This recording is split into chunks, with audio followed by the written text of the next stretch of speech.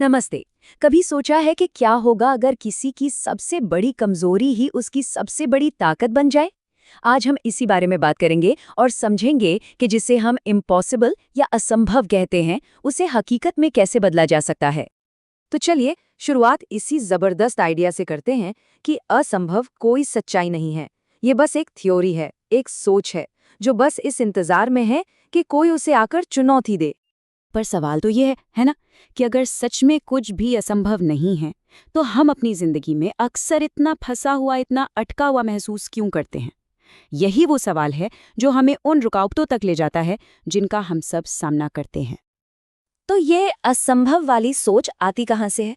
ज्यादातर मामलों में ये हमारे अंदर से नहीं, बल्कि बाहर की दुनिया से आती है। ये वो सीमाएं हैं जो दुनिया हम पर लगाती है, दूसरों की राय, दूसरों के विश्वास, जिन्हें हम गलती से अपनी सच्चाई मान लेते हैं। जरा सोचिए, 1955 में डॉक्टर ली डी फॉरेस्ट जैसे एक बहुत बड़े साइंटिस्ट ने ऐलान कर दिया था कि इंसान कभी भी चांद पर नहीं पहुंच सकता। लेकिन फिर क्या हुआ? सिर्फ 14 साल बाद 1969 में इंसान ने उसी चांद पर अपने कदम रख दिए। तो ये बात साफ है कि एक्सपर्ट्स की बताई हुई सीमाएं अक्सर हकीकत नहीं होती। और ये कोई अकेली बात नहीं है। एक और किस्सा सुनिए। महान वैज्ञानिक लॉर्ड केल्विन का दावा था कि हवा से भारी किसी भी मशीन का उड़ना नामुमकिन है। लेकिन राइट ब्रदर्स ने इस सच को नहीं, बल्कि अपने सपने को चुना और साइकिल के कुछ पुर्जों से इतिहास ही बदल दिया। अब एक ऐसी कहानी की बात करते हैं जो सच में दिल को छू जाती है। विल्मा रुडोल्फ की कहानी।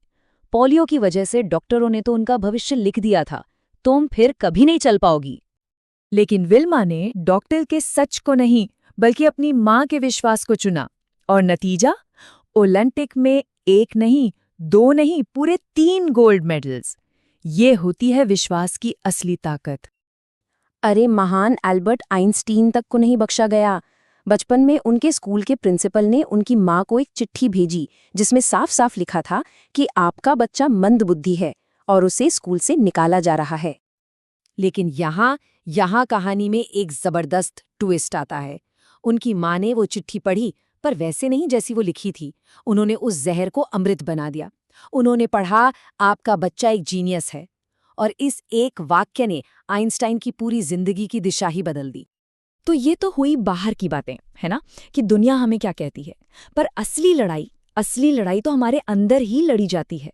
ये हमारी अपनी एनर्जी को समझने और उसे सही दिशा देने की लड़ाई है। चलिए इसी पर बात करते हैं। इसे एक छोटी सी कहानी से समझते हैं। सोचिए, एक राजकुमार है, उसे 3 बहुत ही ताकतवर घोड़े दिए गए और एक लक्ष्य दिया गया, पहाड़ की चोटी तक पहुंचना।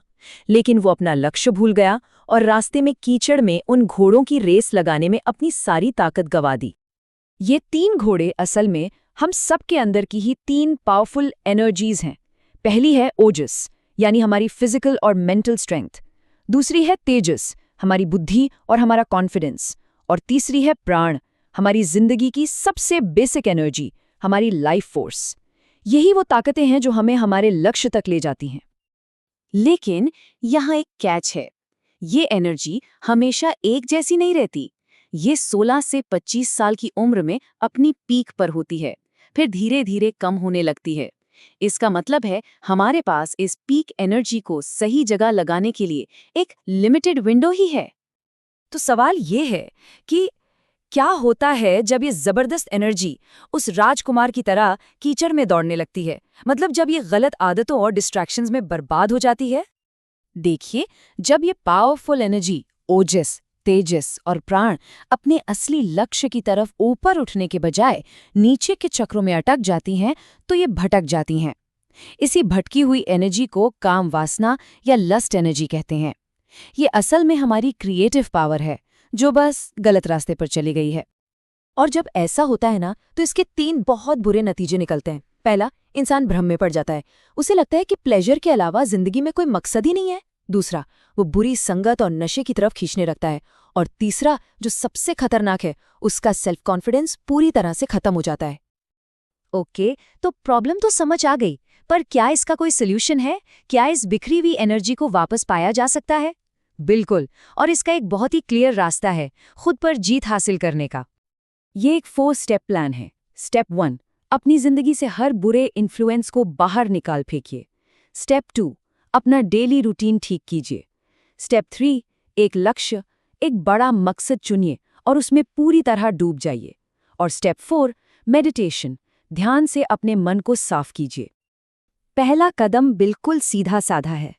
बुरे प्रभावों से दूरी, मतलब उन लोगों और उस माहौल से दूर रहना जो आपको नीचे खींचते हैं। एक कहावत है ना, कीचड़ और लीचड़ दोनों से दूर रहो। बस यही करना है। दूसरा स्टेप, अपने रूटीन को डिसिप्लिन में लाना। मतलब आप क्या बोलते हैं, कितना सोते हैं, क्या खाते हैं, इन सब में एक बैलेंस लाना। न बहुत ज्यादा, न बहुत कम। आपकी विल पावर की नींव यहीं से बनेगी। और तीसरा कदम, सेल्फ रिस्पेक्ट। देखिए, जब आप एक मीनिंगफुल गोल चुनते हैं और उसके लिए मेहनत करते हैं ना, तो आप असल में खुद की इज्जत कर रहे होते हैं। ये आपकी सारी बिखरी हुई एनर्जी को एक पॉइंट पर फोकस कर देता है। हमेशा याद रखिए, रिश्ता अपनी जगह, सेल्फ रिस्पेक्ट अपनी जगह। और आखिर में एक बहुत बहुत जरूरी चेतावनी, जब आप एक बार इन बुरी आदतों को छोड़ देना, तो पलट कर भी मत देखना, क्योंकि आप जितनी बार पीछे जाकर फिर से शुरू करते हैं, उतनी बार आपका खुद पर से विश्वास टूटता है।